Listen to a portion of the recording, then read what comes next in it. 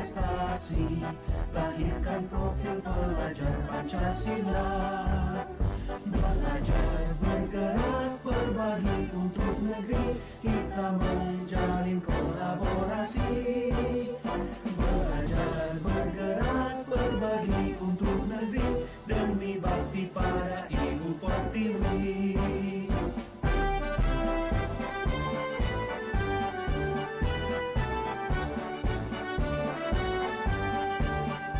Bulatkan tekad, kuatkan hati, negeri ini memanggilmu kawan. Belajar, bergerak, berbagi untuk negeri, guru penggerak majukan pendidikan. Guru penggerak menghamba pada murid, kreatif rancang pembelajaran. Hargai potensi, tingkatkan prestasi, lahirkan profil pelajar Pancasila. Belajar, bergerak, berbagi untuk negeri, kita menjalin kolaborasi. Assalamualaikum warahmatullahi wabarakatuh.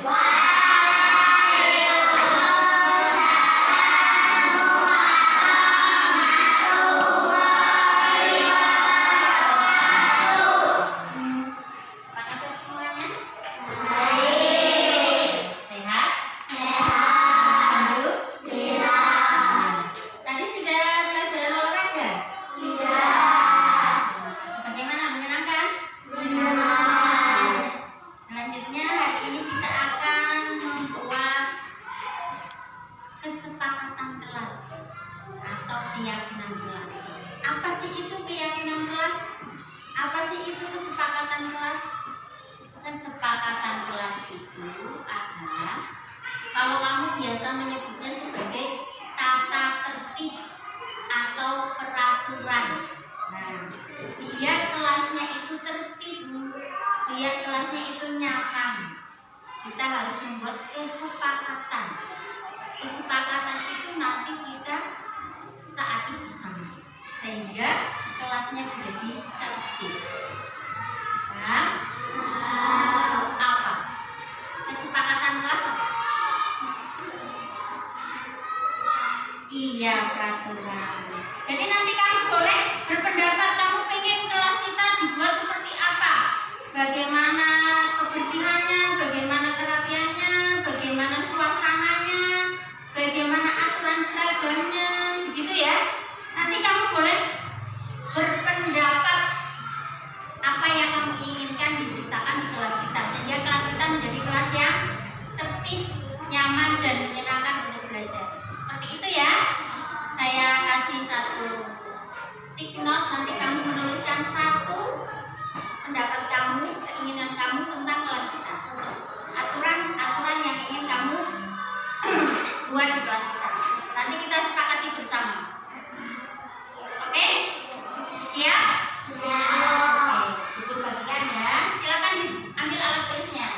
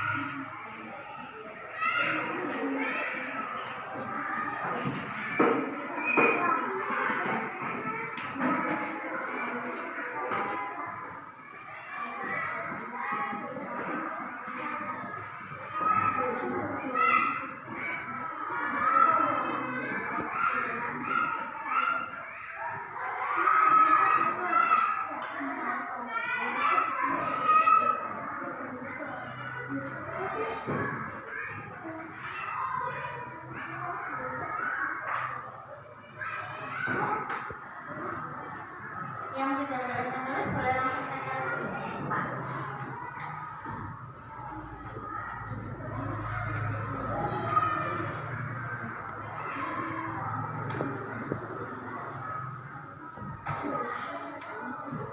Boleh menyoroti tentang pakaian, seragam, aturan di kelas, jam istirahat, bagaimana setelah pelajaran olahraga, bagaimana ketika bertemu dengan teman, bagaimana ketika sudah memakai buku paket. Boleh ya, silakan, boleh berpendapat. Nanti kita sepakati bersama. Intinya tujuannya untuk menciptakan kelas yang tertib, nyaman dan menyenangkan untuk belajar. Sudah, boleh? Ayo Kak, ke sini. Sini. Iya. Pasang sini. Pasang sini. Ya. Yo, lanjut yang sudah. Pasang sama. Kasih nama ya. Oke, nanti kelihatan yang belum kasih tugas ya.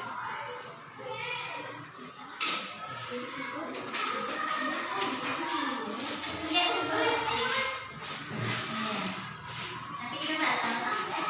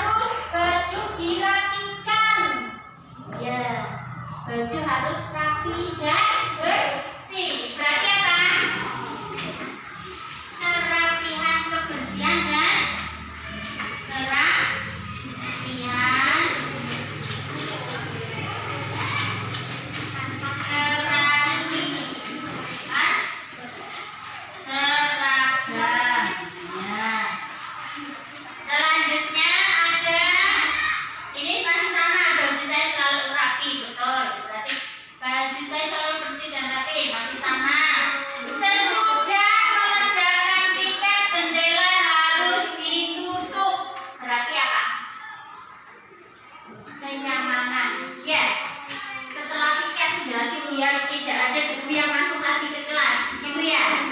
Maksudnya apa? Kebersihan kelas, ya. Kebersihan pelajar harus dijaga. Lanjut. Sebelum mengerjakan piket, kursi dirapikan terlebih dahulu, lalu sapu bagian belakang dari belakang nantinya. Ya, berarti sama. Kebersihan harus dijaga, ya. Selanjutnya, jika bertemu tetamu, sapalah dengan ceria dan bila belum datang, sapalah dengan sopan dan tertib. Ya, berarti sama. Saling menghormati, ya. Lanjut. Aduh, ada jatuh ya. Setelah membaca buku tiket, lalu buku paket dikembalikan ke lemari. Artinya apa? Bertanggung jawab, ya. Tanggung jawab kalau sudah selesai dipakai, buku paketnya dikembalikan, dirapikan di lemari.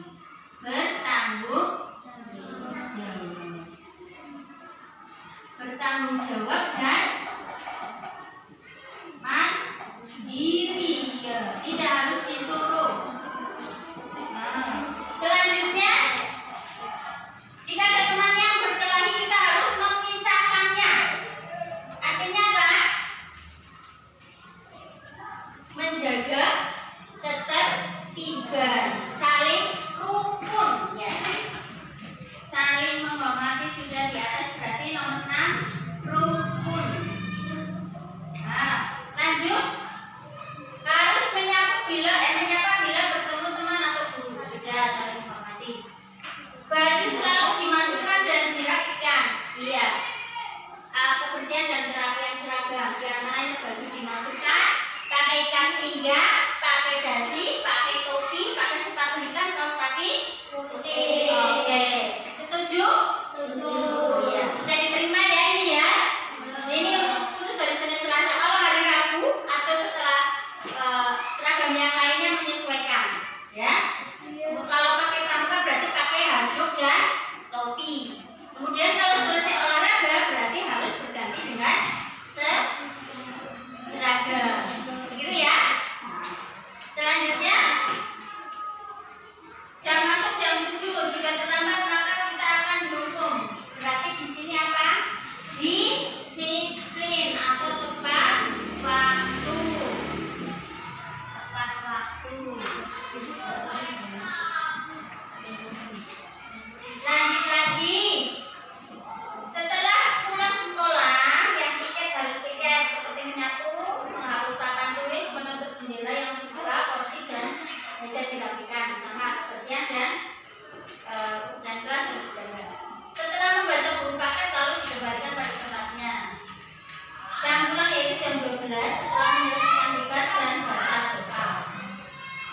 Kemudian istirahat ke 1 itu jam 9, masuk istirahat yaitu jam 9.15. Intinya disiplin atau tepat waktu. Kemudian ada lagi apa? Ada lagi yang belum? Ini sudah baju seharusnya dirapikan sudah. Ini sudah saya baca semua. Berarti yang masih belum ada di sini apa? Saling menghormati sudah ada, saling tolong menolong sudah ada, kebersihan kerapian seragam dijaga, betul ya. Kemudian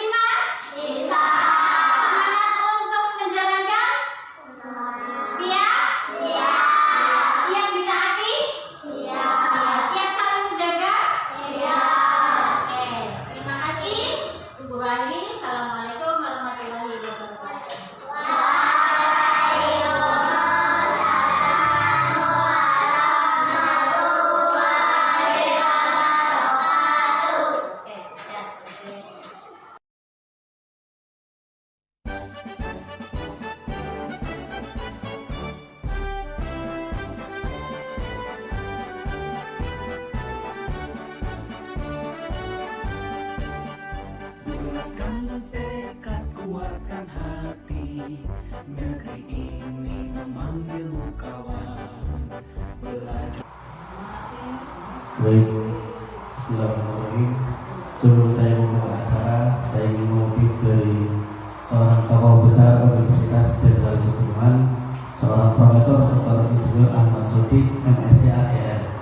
Beliau pernah berkata, Assalamualaikum warahmatullahi wabarakatuh.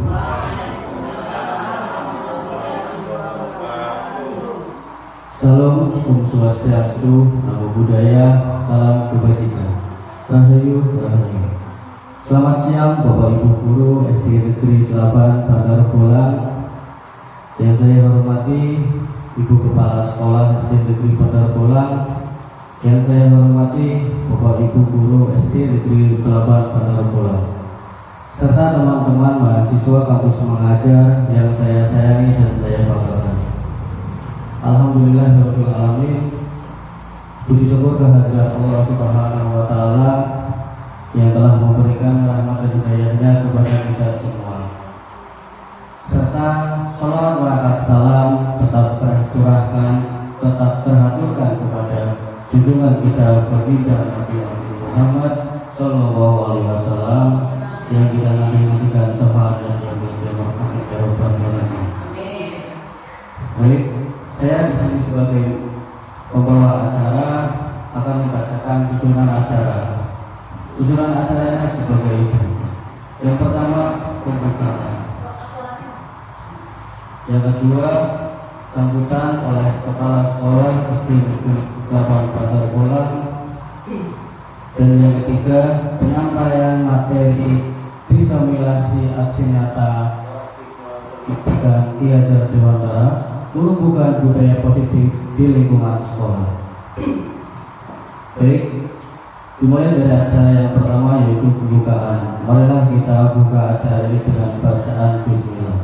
Bismillahirrahmanirrahim. Alhamdulillahirabbil alamin. Memasuki acara yang kedua yaitu sambutan dari Ibu Kepala Sekolah SD Negeri 8 Bandar Bolang kepada Ibu Budi Wahyu SPDSD, dipersilakan.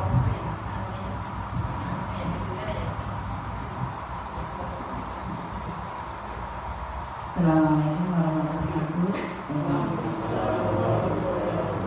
Bapak Ibu Dewan Pembina yang hormati, anak-anak mahasiswa dari kampus Pemberdayaan Bandar Bolang, tak lupa yang kami hormati dan terbanggakan guru penggerak angkatan 1 Bapak Nurhamid dan Ibu Siti Rodia yang kami hormati.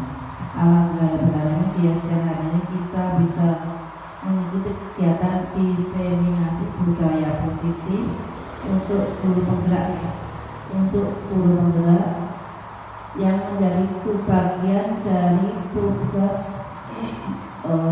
di modul 1.4. Nah, di sini nanti ada beberapa materi yang bisa kita peroleh. Kemudian kita juga berdiskusi ya. Kita akan berdiskusi bagaimana apa itu budaya positif, apa itu makna disiplin dan lain sebagainya. Yang tentunya hal ini akan sangat bermanfaat bagi kita pada pembelajaran dan kita terapkan di siswa kita nantinya nih. Monggo Bapak Ibu kita semua bisa mengikuti dengan baik. Kita saling berdiskusi, kita saling berbagi. Untuk Mbak Bu Siti dan Pak Hamid bisa menyampaikan materi dulu deh. Monggo sampaikan materi yang sejelas mungkin dan kita bisa menerima dan saling memperoleh ilmu. Mungkin ini yang bisa saya sampaikan. Kita ambil manfaat dari ini dan mudah-mudahan apa yang kita peroleh hari ini bermanfaat untuk anak-anak kita.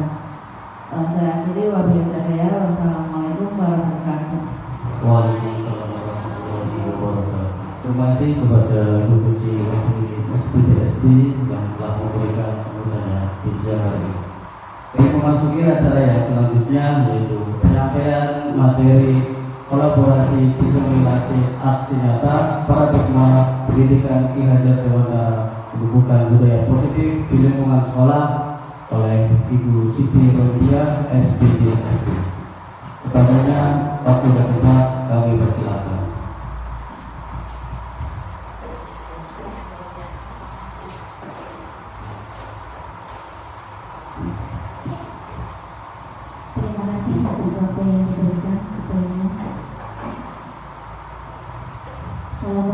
warahmatullahi wabarakatuh. Di sini kami berdua akan berkolaborasi untuk menyampaikan diseminasi budaya positif yang merupakan salah satu tugas dari pendidikan guru penggerak angkatan 10 Kabupaten Malang. Selanjutnya Mbak Sabi. Mudah-mudahan apa yang akan kami sampaikan ini bisa memberikan manfaat. Tujuan kami adalah berbagi dan mengimbaskan kepada teman-teman sejawat agar bisa dilaksanakan dan diterapkan kepada anak-anak didik kita di SD Negeri Kelurahan Tambarboyo. Ya, budaya positif modul titik 4 itu ada 6 bahasan. Yang pertama tentang disiplin positif dan nilai-nilai kebaikan universal. Kemudian yang kedua adalah teori motivasi, hukuman, dan penghargaan serta restitusi. Kemudian ada keyakinan kelas. Yang keempat kebutuhan dalam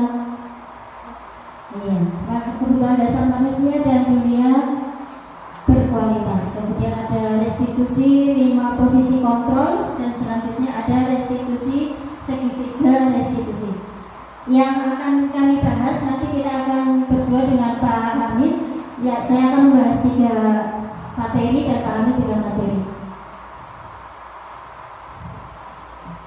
Disiplin positif ini tadi ada 6 materi. Ini adalah garis besarnya yang dibuat grafik untuk jadi antara disiplin yang satu dengan yang lainnya itu saling berkaitan, dari makna disiplin, teori motivasi, terus nilai kebajikan universal, ada posisi kontrol dan segitiga restitusi. Satunya lagi kebutuhan dasar hidup manusia. Selanjutnya Pak Sabila. Iya. Perubahan paradigma. Ini sederhana saja. Ini sudah bisa kita tebak seperti apa. Ketika kita mengepalkan tangan kita, kemudian orang lain meminta untuk melepaskan, apakah panjenengan akan melepaskan atau tetap mengepal? Itu pastinya posisi kontrol ada dalam diri panjenengan. Mau dilepas atau tidak, itu urusan saya. Karena apa? Karena posisi kontrol yang sejatinya adalah pada diri sendiri. Next.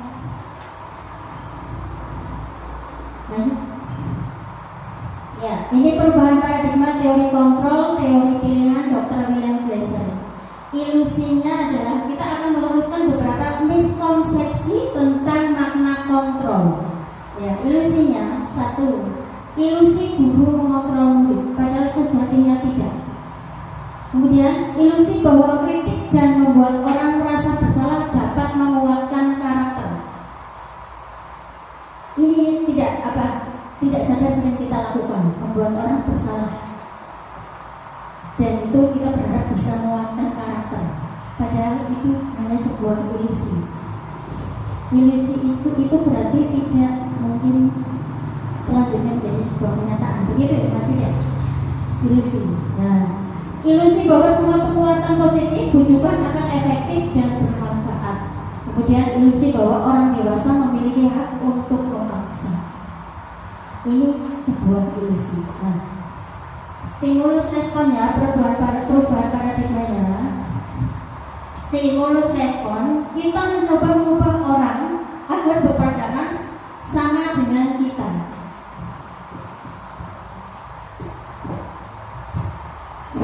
Kita berusaha memahami pandangan orang lain tentang diri. Perilaku buruk dilihat sebagai suatu kesalahan. Terus pilihannya, teori kontrolnya, semua perilaku memiliki tujuan. Jadi kita tidak bisa memandang masalah hanya dari satu sisi. Ketika kita memandang masalah hanya dari satu sisi, maka perilaku buruk dilihat sebagai suatu kesalahan. Padahal kadang-kadang orang melakukan kesalahan, melakukan keburukan itu pasti ada tujuan. Pasti ada tujuan. Nah, disinilah ketika saya menjadi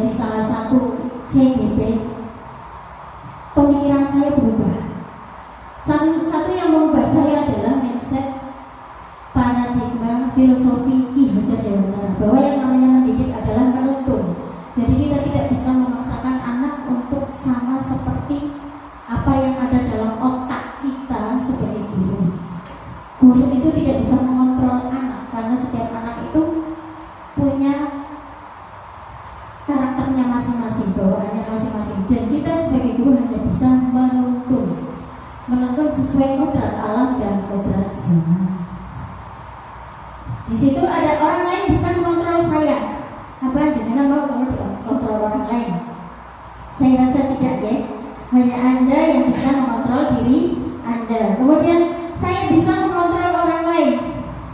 Sebaliknya, ketika Anda tidak mau dikontrol orang lain, Anda juga tidak berhak untuk mengontrol orang lain. Pemaksaan ada pada saat tujuan gagal. Nah, di sini ada kolaborasi dan konsensus menciptakan pilihan-pilihan baru. Kita ganti, pemaksaan itu kita ganti dengan berbagai alternatif ketika menghadapi anak. Selanjutnya model berpikir menang kalah. Kalau paradigma yang dulu, saya sebagai guru selama 16 tahun ini masih menggunakan menang kalah atau salah benar. Padahal itu tidak mutlak ya. Model berpikir menang-menang. Jadi setiap orang punya alasan mengapa melakukan suatu perbuatan, entah itu salah, entah itu benar. Jadi tidak ada saya salah, aku benar, dia menang, saya kalah, itu tidak ada. Konteksnya adalah, teori kontrolnya adalah menang benar. Jadi semuanya benar. Lanjut. Iya, apakah makna disiplin? Yang pertama kita bahas bahwa disiplin itu berasal dari bahasa Latin yang artinya belajar. Makna asal dari kata ini berkonotasi dengan disiplin diri dari murid-murid Socrates dan Plato. Disiplin diri ini membuat orang menggali potensinya menuju sebuah tujuan, apa yang dia hargai. Namun dalam budaya kita, makna kata disiplin lebih berubah menjadi sesuatu yang dilakukan seseorang pada orang lain untuk mendapatkan kepatuhan. Kecenderungan umum adalah menghubungkan kata disiplin dengan ketidaknyamanan, bukan dengan yang kita hargai atau pencapaian suatu tujuan ini. Itu disiplin yang sesungguhnya. Jadi kita itu melakukan sesuatu, ya kan, pada orang lain untuk mendapatkan kepatuhan, itu disiplin. Lanjut. Ya, ini merdeka menurut Ki Hajar Dewantara. Kita sering berkata merdeka itu apa sih? Nah, merdeka itu artinya tidak hanya terlepas dari perintah, akan tetapi juga cakap buat memerintah diri sendiri. Nah, ini merdeka yang sesungguhnya. Lanjutnya. Kemudian selanjutnya nilai-nilai kebajikan universal. Nilai-nilai kebajikan adalah nilai-nilai sifat-sifat positif manusia yang merupakan tujuan mulia yang ingin dicapai setiap individu. Nilai-nilai tersebut terdiri bersifat universal dan lintas bahasa, suku bangsa, agama maupun latar belakang.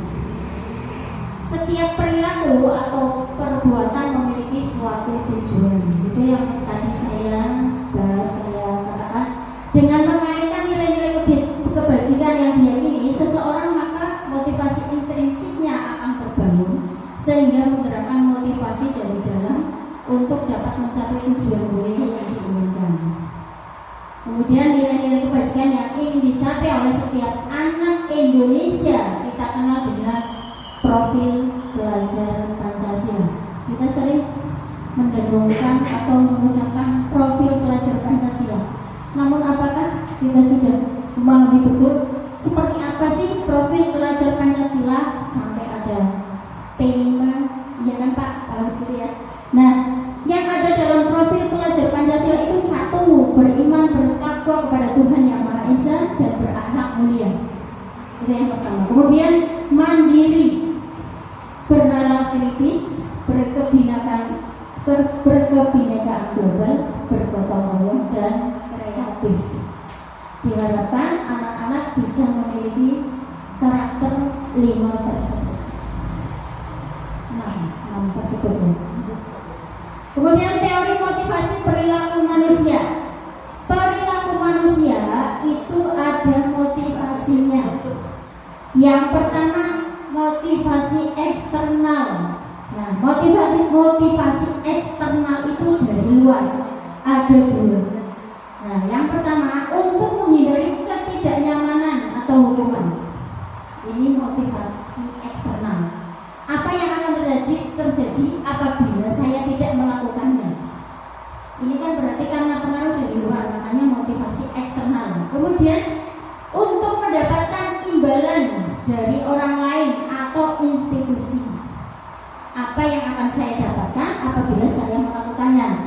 ini juga sama.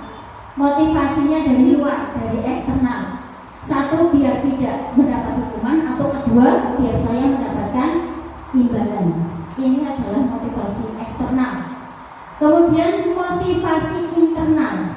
Ini menurut saya yang terbaik. Setiap orang harus memiliki motivasi internal yang kuat untuk menghargai diri sendiri. Jadi setiap apapun yang dilakukan, saya akan menjadi orang yang seperti apa bila saya melakukannya. Menurut saya yang paling penting yang ini. Walaupun motivasi eksternal juga berpengaruh. Kemudian dihukum oleh penghargaan. Nah, ini yang kita kadang-kadang terlena. Kalau mendapat hukuman sudah pasti anak yang tidak baik, atau saya melakukan sesuatu yang tidak baik. Kalau saya mendapatkan penghargaan, berarti saya anak yang pintar, anak yang baik. Mari kita ubah misi tentang penghargaan. Ternyata penghargaan itu adalah hukuman Bapak Ibu. Ini baru saya ketahui juga setelah saya mengikuti CDP. Dihukum oleh penghargaan. Nah, ini sangat menarik. Kita sering terjebak. Anaknya ranking 1 dapat hadiah, ranking 2 dapat hadiah. Gitu kan? Ini coba menurut Bapak Ibu bagaimana? Kita kupas sama-sama. Bahwa penghargaan berlaku sama dengan hukuman. Ini juga sama nanti pengalaman buat kakak-kakak yang mau jadi guru ya. Dalam arti meminta atau membujuk seseorang melakukan sesuatu untuk memenuhi suatu tujuan tertentu dari orang yang meminta atau membujuk. Dorongannya eksternal dan akan ada faktor ketergantungan. Beberapa dampak dari pemberian penghargaan. Satu, jika kalau memberikan penghargaan, kalau hukuman sudah jelas, hukuman akan memberikan trauma. Ya, ini adalah satu posisi kontrol yang mestinya kita hindari memberikan hukuman. Kita bahas yang tentang penghargaan karena ini sangat beda tipis. Kita menganggap penghargaan itu bagus, tapi ternyata pengaruh jangka pendek dan jangka panjang hanya berpengaruh pada jangka pendek. Saya merasa senang ketika saya dapat piala, tapi ketika piala itu sudah termakan usia, hanya sebuah kenangan. Kemudian penghargaan menghukum. Kemudian penghargaan mengurangi ketepatan. Penghargaan tidak efektif. Penghargaan merusak hubungan. Saya rasa saya setuju dengan pendapat ini. Ketika penghargaan merusak hubungan, kita bayangkan saja anak didik kita yang ranking 3 dan 4 hanya selisih 0,01. Kasihan kan yang ranking 4. Iya atau tidak? Pada larinya sama dari materi 0 ke nominal itu ya, ke nilai tersebut. Itu usahanya kan sama-sama luar biasa. Nah, di situ ada merusak hubungan. Kemudian menurunkan kualitas. Akhirnya Pak, dengan penghargaan lah paling sing dapat 1 sampai 3. Jadi yang lain sudah ketemu kata penghargaan menurunkan kualitas. Kemudian penghargaan mematikan kreativitas dan penghargaan mengurangi motivasi intrinsik. Jadi tidak ada keinginan dalam diri. Karena apa? Hanya bersifat motivasi yang ekstrinsik dari luar supaya dapat hadiah. Begitu. Jadi tidak ada motivasi saya menghargai diri saya harus pintar untuk hidup saya, untuk masa depan saya. Itu tidak ada seperti itu. Itu pengaruh kata-kata didukung oleh penghargaan. Selanjutnya, ya, bentuk program kebajikan atau apresiasi yang coba dibuat dalam memberikan apresiasi atau pengakuan perlu diingat beberapa hal. Yang pertama, beri pengakuan secara khusus, kemudian secara pribadi, secara bergantian. Ya, kemudian pengakuan secara konsisten dan fokus pada proses. Kita diajarkan di sini bahwa untuk mengapresiasi itu usahakan dalam bentuk yang lain, tidak dalam bentuk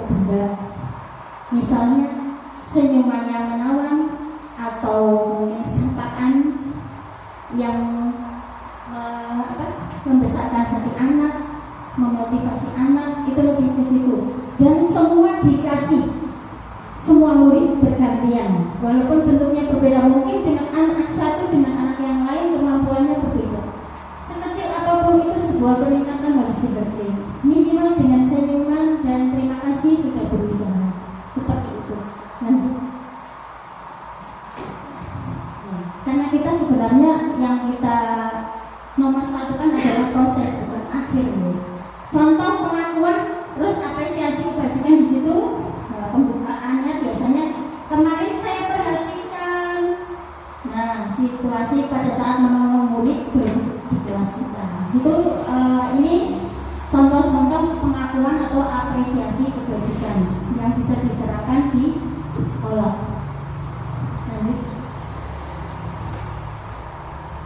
Nah, ini saya akan minta tolong sama Bapak Ibu guru di sini untuk menjawab. Ada berapa itu? Kami ada berapa pertanyaan? Ada 7 pertanyaan. Jadi jangan akan memilih ini sebuah konsekuensi ataukah hukuman. Ya. Yang pertama, bisa membedakan antara hukuman dan konsekuensi ya Bapak Ibu ya. Mencatat 100 kali di dalam buku kalimat saya tidak akan terlambat lagi karena terlambat ke sekolah. Hukuman apa konsekuensi Ibu? Bapak Ibu? Hukuman. Dicatat kalinya, nomor 1 hukuman nanti kita bahas. Yang kedua ada lari mengelilingi lapangan basket 2 kali karena terlambat hadir di sekolah. Hukuman apa? Hukuman tahun. Yang ketiga, murid diminta untuk push up 15 kali karena tidak menggunakan masker ke sekolah. Hukuman apa konsekuensi? Konsekuensi. Yang keempat, menggantikan kertas tugas teman yang telah dicoret-coret. Konsekuensi. Membersihkan tumpahan air di meja tulis karena tersenggol pada saat belajar. Konsekuensi. Terus, murid disuruh untuk tidak mengenakan sepatu seharian di sekolah karena tidak mengenakan sepatu hitam. Hukuman apa konsekuensi? Bapak Ibu, murid disuruh untuk tidak mengenakan sepatu seharian di sekolah karena lupa tidak pakai sepatu hitam. Konsekuensi ditulis dulu. Kemudian yang terakhir, lari mengelilingi lapangan basket 2 kali karena terlambat 10 menit untuk pelajaran PJOK. Hukuman apa konsekuensi? Hukuman apa? Kita bukan jawabannya nggak salah lah. Selanjutnya, nah, bahannya dicocokkan. Yang pertama hukuman Pak, kedua hukuman, 3 hukuman. Hah? Salah. Yang ketiga, oh ya, murid diminta untuk push up 15 kali karena tidak menggunakan masker sekolah. Biasanya kalau menggunakan masker itu sebelumnya sudah dibuat aturan Bapak Ibu. Di sekolah harus pakai masker apalagi ketika COVID, begitu kan? Kalau aturan itu sudah ada dan anak melanggar, berarti itu masuknya konsekuensi karena aturannya sudah ada, sudah berlaku. Kemudian yang selanjutnya Pak, menggantikan kertas, betul? Membersihkan tumpukan air di meja, tumpahan. Murid disuruh untuk mengenakan sepatu seharian. Kita jawabannya hukuman. Iya, ini hukuman Bapak Ibu karena apa? Tidak memakai sepatu seharian di sekolah dari pagi sampai jam 12 itu terlalu berat dan itu akan membuat trauma. Hanya karena kesalahan tidak memakai sepatu hitam, misalnya sepatunya coklat.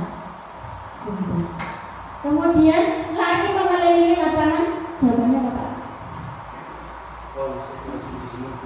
Nah, jawabannya yang betul adalah konsekuensi karena ini berkaitan dengan pelajaran PJOK. Jadi yang namanya hukuman biasanya itu kaitannya jauh. Tapi yang namanya konsekuensi biasanya dibuat setelah ada aturan, kemudian anak itu melanggar. Itu konsekuensi. Kalau hukuman itu spontanitas. Begitu ya Bapak Ibu. Lanjut.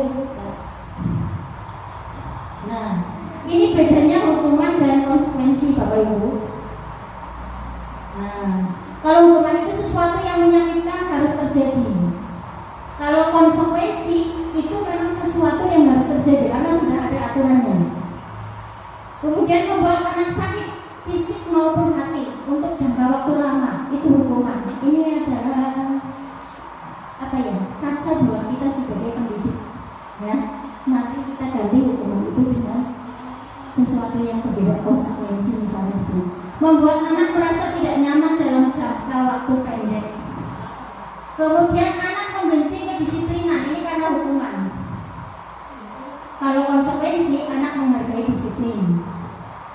Kalau hukuman itu seperti paksaan, terus mendorong anak menyakiti diri sendiri, konsep diri yang buruk, terus anak belajar untuk menyembunyikan kesalahan, marah, rasa bersalah, dipermalukan, merasa tak dihargai. Ini kalau hukuman.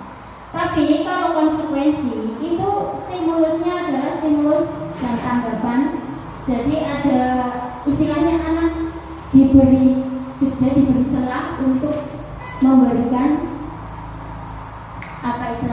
menguraikan isi hatinya. Kenapa seperti itu? Diberi pertanyaan. Mendorong anak agar mudah menyesuaikan diri, kemudian konsep diri yang baik. Anak belajar untuk mematuhi peraturan dan kehilangan hak, dibuat tidak nyaman, diasingkan untuk sementara. Tapi nantinya akan baik-baik saja, karena itu sudah kan ini konsekuensi dari sebuah aturan.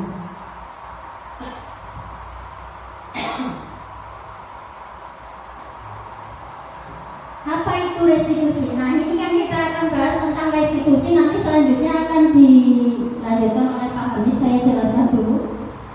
Restitusi adalah proses menciptakan kondisi bagi murid untuk memperbaiki kesalahan mereka, sehingga mereka bisa kembali pada kelompok mereka dengan karakter yang lebih kuat. Restitusi juga merupakan proses kolaboratif yang mengajarkan murid untuk mencari solusi untuk masalah mereka dan membantu murid berpikir tentang orang seperti apa yang mereka ingin menjadi tujuan dunia dan bagaimana mereka harus memperlakukan orang lain. Ini restitusi. Ya, monggo lanjut Pak. Nah, ini ada identitas gagal dan identitas sukses. Jadi identitas gagal itu yang bentuknya hukuman tadi Bapak Ibu. Kemudian identitas sukses itu yang bentuknya disiplin, itu ada konsekuensi dan restitusi. Jadi konsekuensi itu masih ada di atasnya lagi restitusi. Kalau hukuman itu sesuatu yang menyakitkan harus terjadi. Kalau konsekuensi itu sesuatu yang harus terjadi, ya udahlah memang saya salah. Nah, tapi kalau restitusi itu merupakan pilihan. Jadi anak sudah punya di sini bisa membandingkan ini salah, ini benar. Jadi dia berusaha untuk tidak melakukan kesalahan sehingga dia tidak akan mengambil konsekuensi ataupun hukuman. Ini ada beberapa contoh, ada beberapa indikator tentang hukuman, konsekuensi dan restitusi. Nanti selanjutnya akan lebih dibahas di selanjutnya sama Pak Hamid. Ya, masih ada. Nah, ini 9 ciri-ciri restitusi yang harus Bapak Ibu tahu. Yang pertama, bukan untuk menebus kesalahan. Ini saya rasa cara yang paling efektif ketika kita menghadapi anak yang melakukan kesalahan. Namun untuk belajar dari kesalahan. Setiap orang itu pasti pernah salah, tidak selalu benar, apalagi anak-anak. Nah, jadi setelah saya belajar CPT tentang restitusi, saya mulai punya hati yang mending, lapang, tidak sabaran kayak dulu. Nah, memperbaiki hubungan, kemudian tawaran bukan paksaan. Restitusi itu menuntun untuk melihat ke dalam diri. Jadi dikembalikan lagi ke anak. Kamu ingin jadi anak yang seperti apa? Seperti itu. Jadi bukan menghakimi kamu ya, itu tidak. Nah, kemudian mencari kebutuhan dasar yang mendasari tindakan. Kadang-kadang anak itu melakukan kesalahan karena pengen diperhatikan, mendapat kesenangan, pengen diakui. Apa lagi namanya? Ya nanti dibahas lebih lanjut ya. Itu yang mendasari tindakan. Kemudian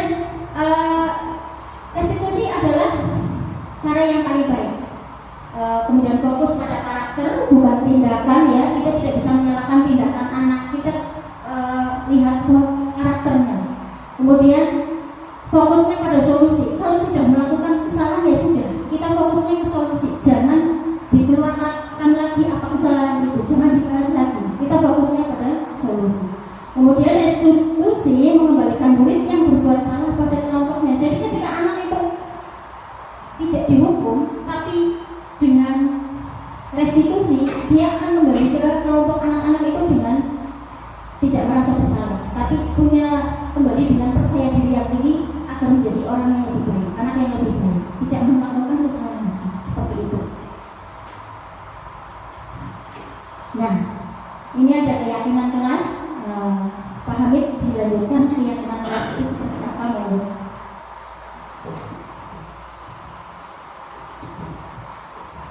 Terima kasih. Assalamualaikum warahmatullahi wabarakatuh. Ibu Puji selaku Kepala Sekolah SD Bapak yang saya hormati, beserta rekan-rekan guru, Bapak Ibu, serta teman-teman dari mahasiswa kampus Mengajar yang saya banggakan, dan tidak ketinggalan pula rekan CDP angkatan 10 Ibu Sumiroliyah yang saya banggakan pula. Bapak Ibu yang saya hormati, sebelum kita lanjut ke acara berikutnya, supaya tidak ngantuk dan tidak bosan, mari kita bersama-sama lakukan ice breathing terlebih dahulu supaya tambah semangat dan semakin asik dalam mengikuti kegiatan ini. Ya, untuk itu semuanya kami ajak untuk berdiri terlebih dahulu. Bapak Ibu untuk berdiri. Nanti pada sesi ini ikuti kata-kata dari saya, ya. Diikuti gerakannya nanti biar hafal. Pada SBK kali ini menggunakan alat tubuh kita, yaitu menggunakan tangan saja, biar tidak bergoyang-goyang, tapi menggunakan goyang tangan supaya tangannya lemas, ya. Matanya tidak ngantuk dan iya. Tujuannya supaya nanti istirahat, makanya tambah banyak. Khusus Mas Yuda 2 piring. Iya. Siap Bu? Pertama tangan satu ke tangan 2 ya. Kalau saya bilang ke depan, berarti tangannya ke depan. Kalau bilang ke kanan, berarti tangannya ke kanan. Kalau bilang ke kiri, ke kiri. Gampang Bu ya. Ya, nanti cepat dan ikuti kata-kata saya. Ya, pertama ke depan, ke atas, ke kanan,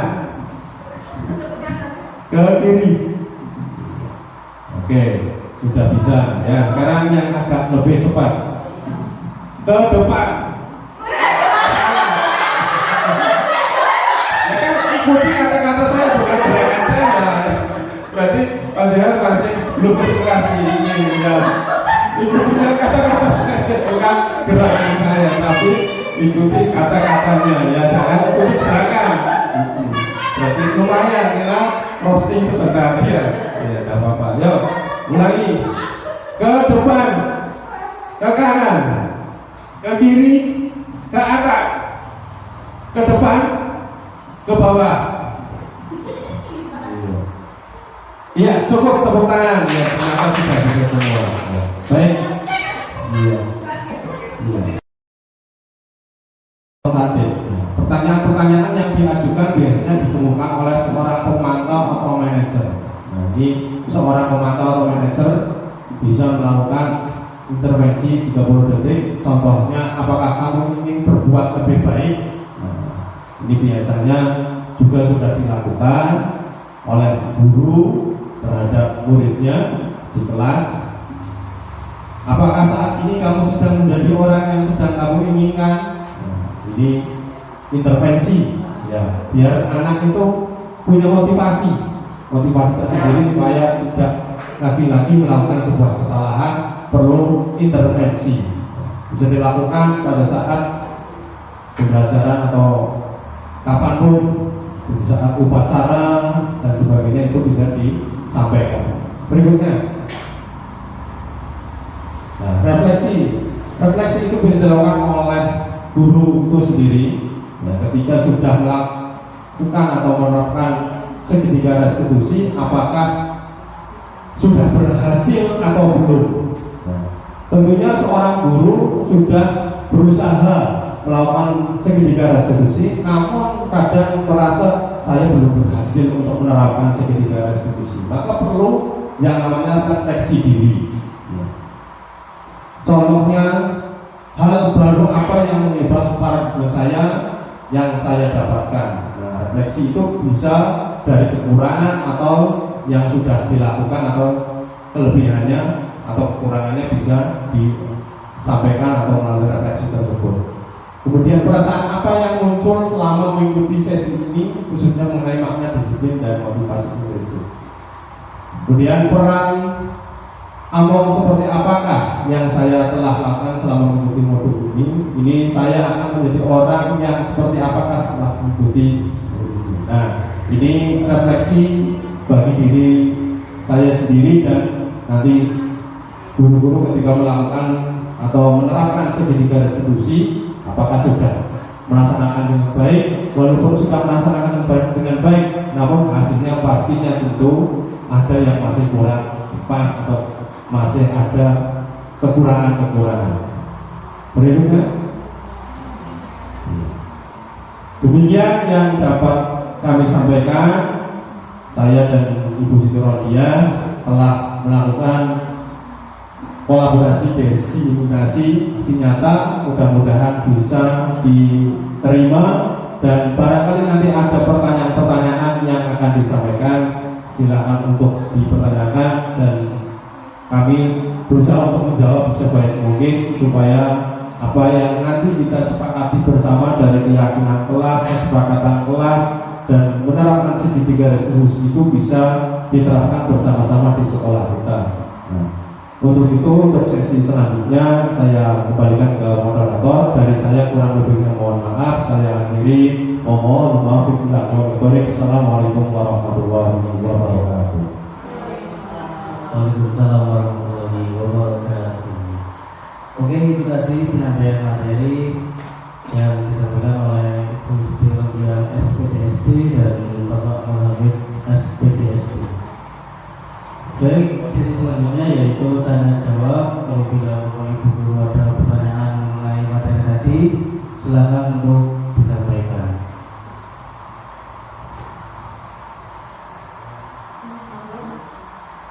Mohon boleh yang bertanya. Yang bertanya Mas Rifan, tolong di fokus sama di video. Boleh kok bertanya.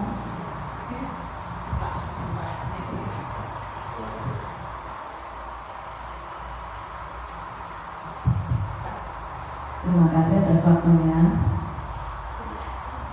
Pertanyaannya untuk satu Bu Siti Rodiah. Kami ingin tahu perbedaan signifikannya antara hukuman dan konsekuensi. Kadang kita membedakannya susah. Coba dijelaskan bagaimana perbedaan yang signifikannya. Pertanyaan itu untuk Bu Siti Rodiah. Untuk Pak Hamid, mungkin sama untuk perbedaan yang signifikan antara keyakinan kelas dan aturan. Biar kami bisa jelas untuk membedakan hal tersebut. Karena tadi di pretesnya masih ada yang salah, berarti anggapan kita masih belum jelas.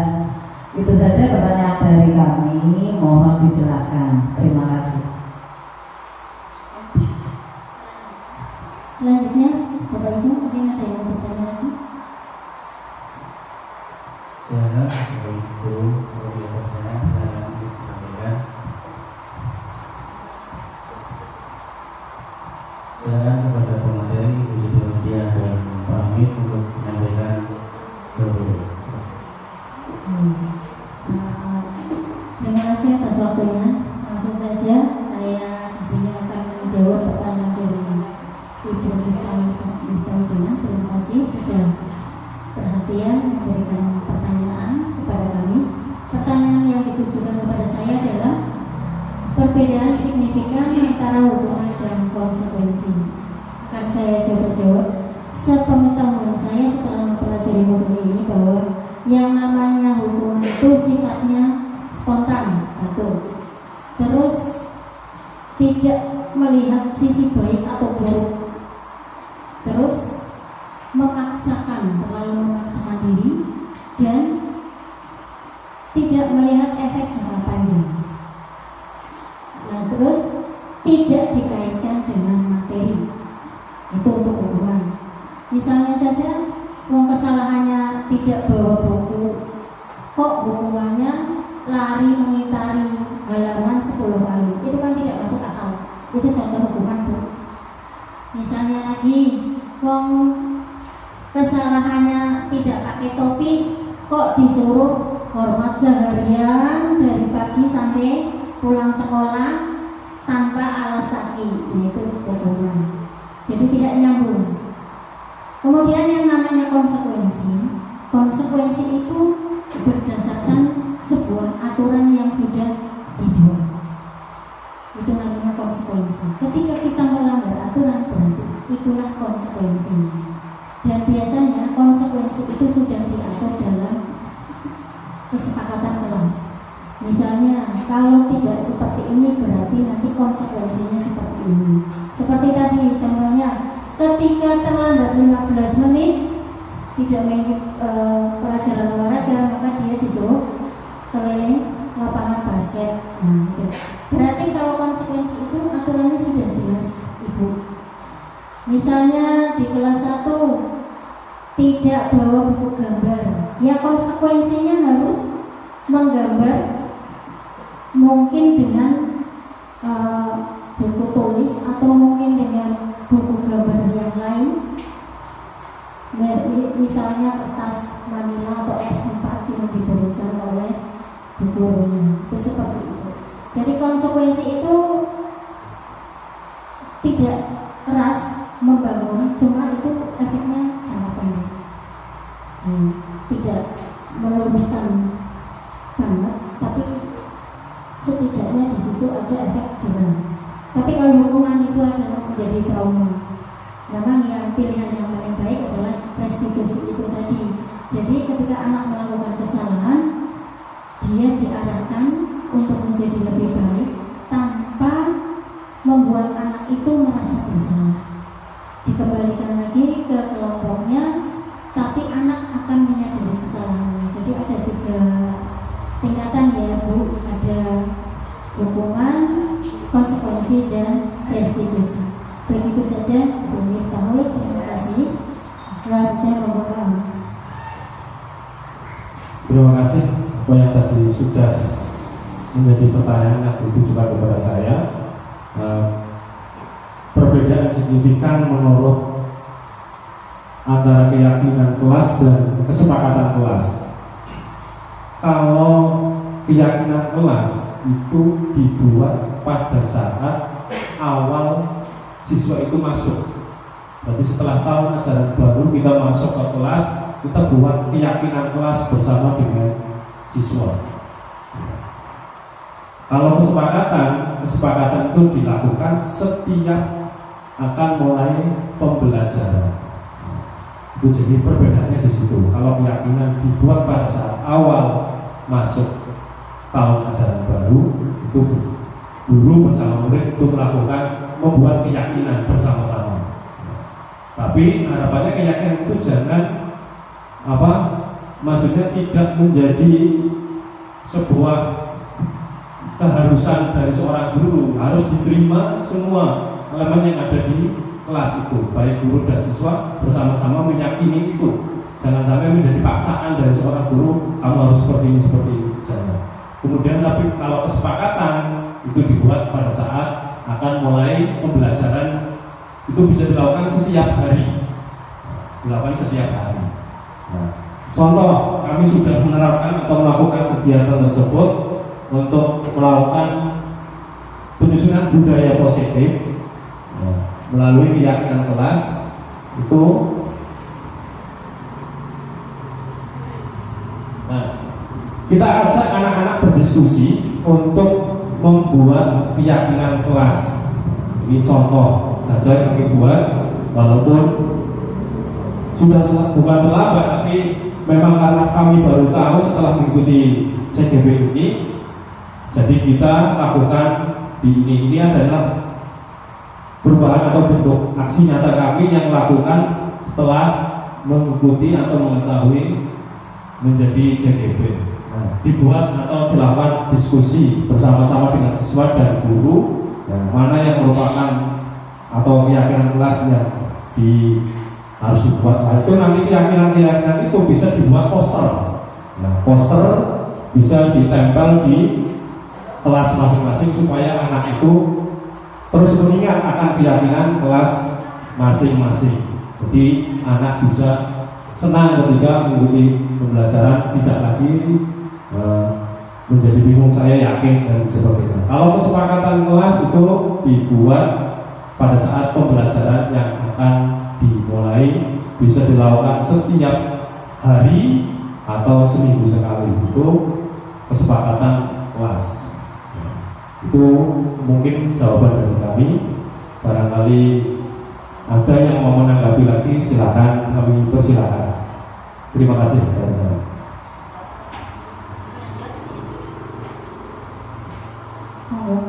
Saya tambahkan lagi, untuk kesepakatan kelas itu biasanya aturan yang biasanya secara nyata dilakukan anak-anak. Tidak boleh ini, tidak boleh terlambat, baju harus rapi. Tapi kalau keyakinan kelas itu lebih kepada karakter, saling menghormati, saling menyayangi. Begitu ya Pak Abid? Iya. Penekanannya mungkin di situ untuk membedakan antara peraturan atau kesepakatan kelas dengan keyakinan kelas. Jadi kalau kesepakatan itu sudah aturan bersama di kelas, mau dikatakan kelas itu adalah sebuah kesepakatan. Tapi kalau keyakinan itu lebih kepada karakter. Begitu. Begitu mungkin. Kalau ada yang lain yang mau menanggapi atau memberikan pertanyaan dari kakak ini? Hah? Nah, jadi untuk kalau yang peraturan sekolah itu berbeda. Kalau peraturan sekolah dibuat bersama guru di tahun ajaran baru. Nah, jadi sekolah ini mau buat peraturan apa yang nanti disamakan dengan visi misi sekolah saja. Biar nanti bisa dilaksanakan dan ada pastinya ada hukuman yang perlu disepakati bersama. Itu perbedaan antara kesepakatan, keyakinan dan peraturan sekolah itu tidak menjadi hal yang sama. Itu saja mungkin. Barangkali yang lain.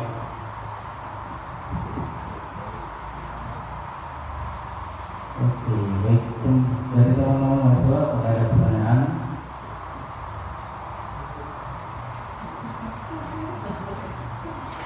Ya, ini tidak ada di kampus ya kakak. Ini pelajaran ini tidak ada di semester berapapun di perguruan tinggi. Saya juga mempelajari di sini, tidak pas saya kuliah. Ini mata pelajaran ini tidak ada dalam mata pelajaran kuliah.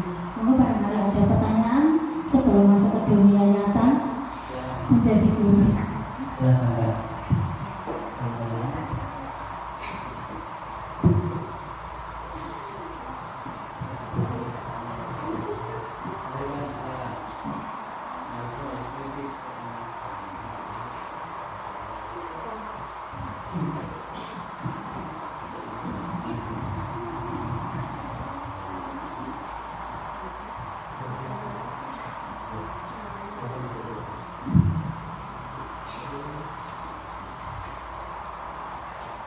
Oke, baik, itu tadi merupakan penyampaian materi kolaborasi disimulasi aksi nyata yang disampaikan oleh pemateri Ibu Siti Rodia SPDSD dan Bapak Nur Hamid SPDSD.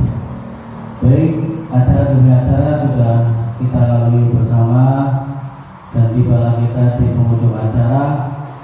Saya sebagai pembawa acara mohon maaf yang sebesar-besarnya apabila ada kesalahan tutur kata maupun perbuatan. Terima kasih dari saya. Wassalamualaikum warahmatullahi wabarakatuh.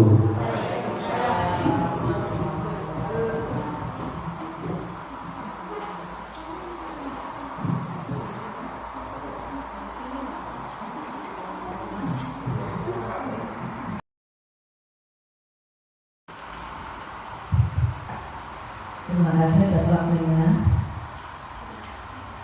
Pertanyaannya untuk satu Bu Siti ya. Kami ingin tahu perbedaan signifikannya antara hubungan dan konsekuensi. Kadang kita membedakannya susah. Coba dijelaskan bagaimana perbedaan yang signifikannya. Pertanyaan itu ke Bu Siti ya, untuk pahami mungkin sama untuk perbedaan yang signifikan antara keyakinan kelas dan aturan. Biar kami bisa jelas membedakan hal tersebut, karena tadi di pretesnya masih ada yang salah, berarti anggapan kita masih belum jelas.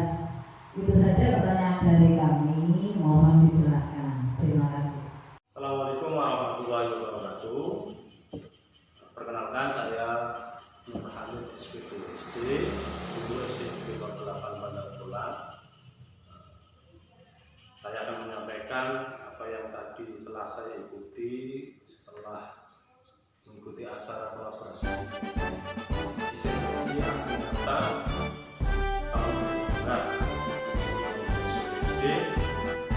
Saya sangat senang sekali bahwa saya bisa mengetahui tentang budaya positif, kemudian saya bisa mengetahui tentang segitiga instruksi, kesepakatan kelas, keyakinan kelas, sehingga nanti harapan saya bisa menerapkannya di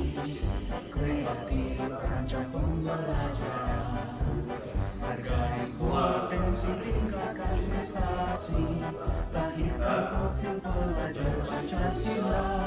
sampai dilaksanakan. Bergerak berbagi untuk negeri. Itu saja yang